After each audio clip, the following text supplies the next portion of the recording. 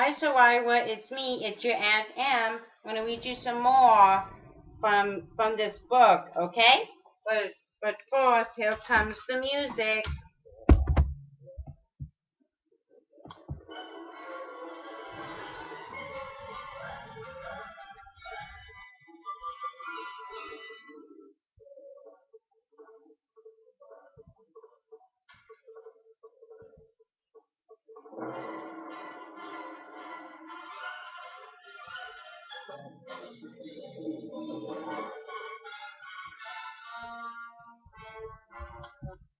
Okay, that's it for the music, Soraya. Now for the reading. We're reading story. We're reading story number 5. Number 5. 1, 2, 3, 4, 5. Okay?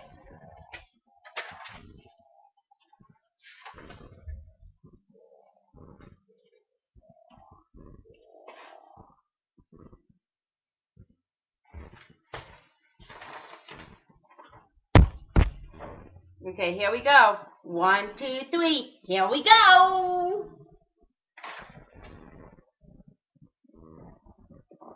Whereupon the little animal first wagged his tail from side to side, then winked his left eye knowingly, and at last began barking in a most frightful manner. That is when you stop to consider that the noise came from a pink glass dog.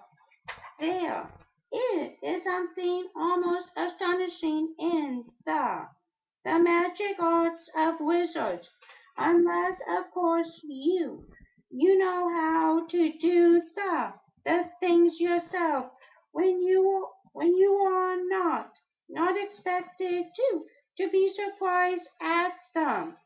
The wizard was as delighted as a school teacher at the success of his spell, although he was not astonished. Immediately he placed the dog outside his door where it would bark at anyone who dared not, and so disturb the studies of its master. The glass blower, on returning to his room, decided not to use the one drop of wizard cure all just then. My womantism is better today, he reflected, and it will be wise to save the medicine for a time when I am very ill, when it will be of more service to me.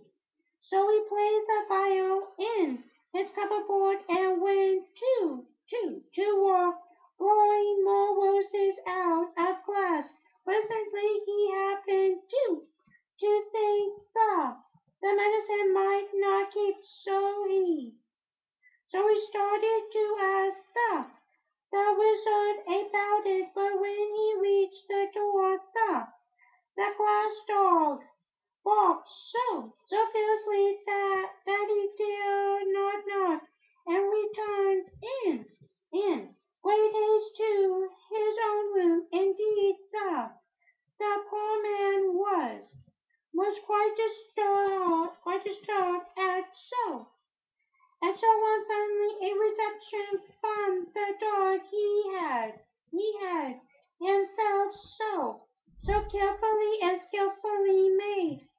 The next morning, as he read his newspaper, he noticed an article stating that the beautiful Miss NYDAS, the richest young lady in town, was very ill, and the doctor had given up hope of her recovery. The glass blower, although miserably poor, hard working, and homely of features, was a man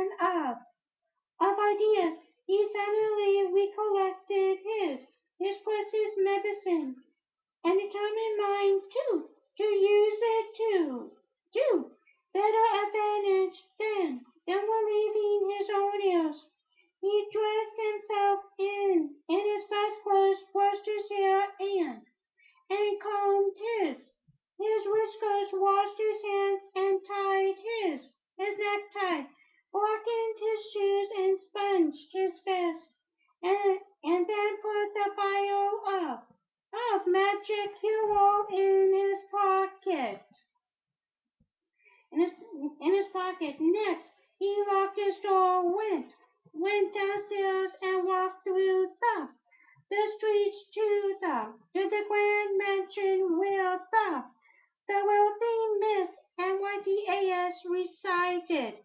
The butler opened the door and said, "No soap, no crumbs, no vegetables, no hair oil, no books, no baking powder. My young lady is dying and well supplied for the funeral." The glass blower was grieved at being taken for a peddler. "My friend," he began proudly, but the butler interrupted him, saying, "No tombstones either.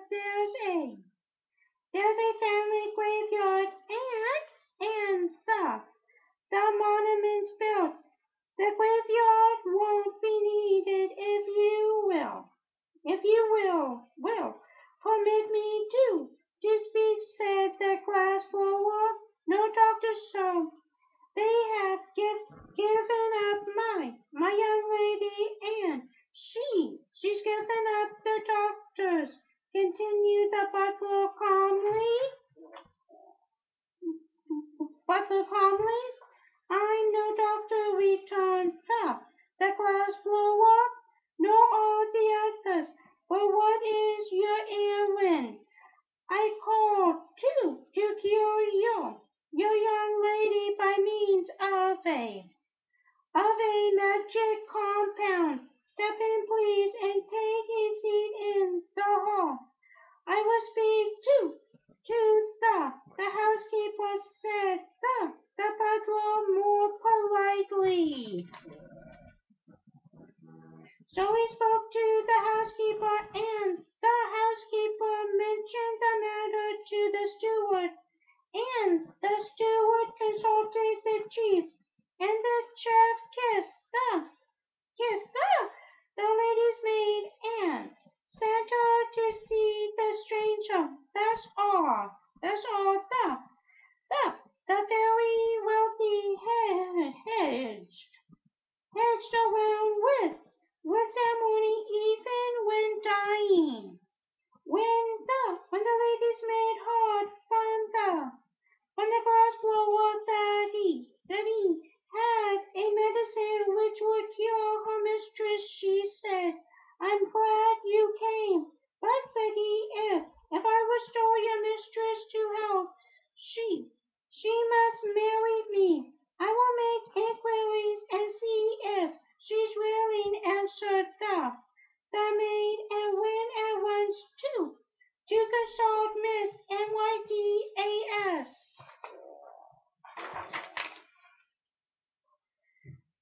The young lady did not hesitate a moment. "I'd marry any old thing rather than die," she cried. "Bring him here at once." So the glass blower came, poured the magic drop into a little water, gave it to the patient, and the next minute Miss NYDAS was as well as she had ever been in her life. "Dear me," she exclaimed, "I have an engagement at the widow's reception tonight. Bring my pearl colored silk, Maria, and I will begin my toilet at once. And don't forget to cancel the order for the funeral flowers and your mourning gown." But Miss NYDAS well misstated. Remonstrated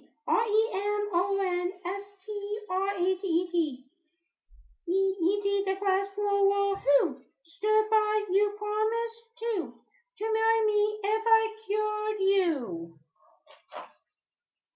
"I know," said the young lady, "but we must have time to make proper announcement in the society papers and have the the wedding cards engraved. Porter,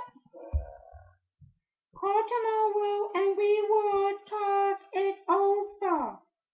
The class floor had not impressed her faithfully as a husband, and she was glad to find an excuse for getting rid of him for a time. And she did not want to miss the Fritter's reception. Yet the man went home filled with joy for he thought his STRATAGEM had succeeded, and he was about to marry a rich wife who would keep him in luxury forever afterward. The first thing he did on reaching his room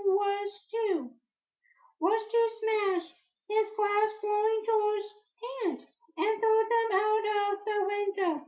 He then sat down to figure out ways of spending his wife's money. The following day he called upon Miss Emma Diaz, who was reading a novel and eating chocolate creams as happily as if she had never been ill in her life. Where did you get the magic compound that cured me? She asked. That's all for now, Soraya. I'll read you some more next time. Okay? Now for some more music.